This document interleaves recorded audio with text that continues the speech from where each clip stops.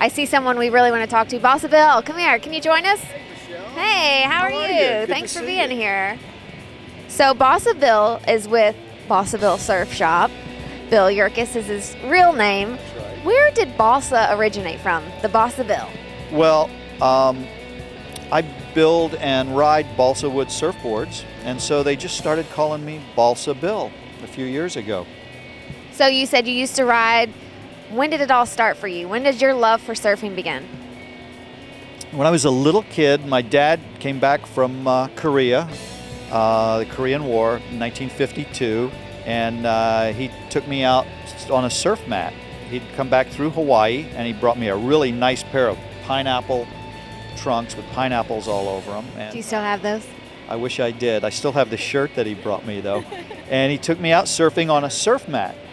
And then later, we had an 8-foot balsa wood plank that we surfed on. And then and that was in the 50s in New Jersey, of all places.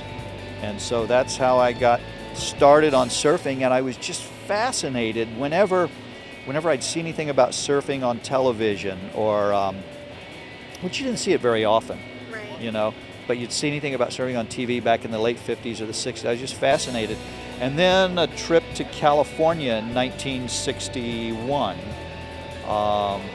and of course surfing was exploding there, and I came back and was actually one of the people that brought surfing to the East Coast in the 60s.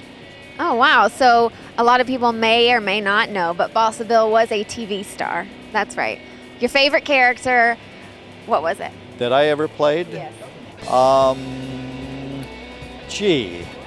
Well, I did. I actually worked. I think the favorite thing I ever did was I worked with Uncle Pete Boyle, who was Peter Boyle's father. Peter Boyle, the actor that was, been in movies and TV.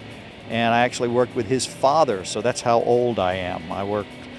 What character were you playing? Well, it was just the kid. I was always the kid. Usually I was Billy, but I was whatever the kid was in in whatever the scenes were. We did a lot of shows together back in the 50s and the early 60s.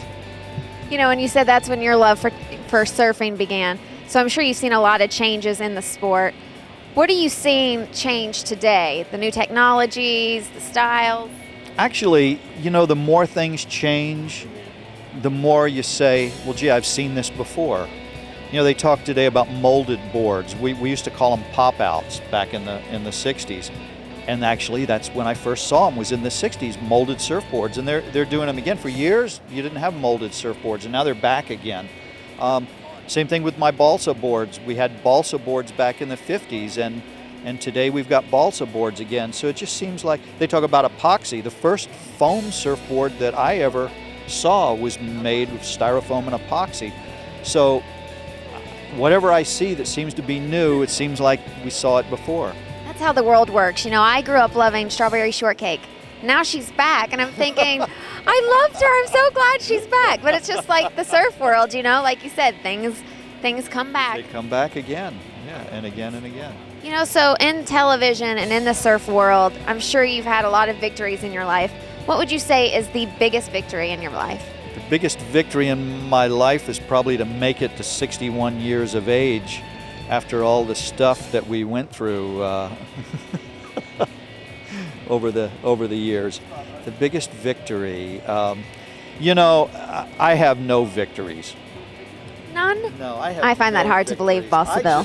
To me, life is a wave, and you just catch the wave and you ride the wave. God sends you the wave, and you pick it up and you ride it. Leave it to a true surfer. Thank you so much, Balsa Bill, for joining us on the purple carpet. Thank you, Michelle.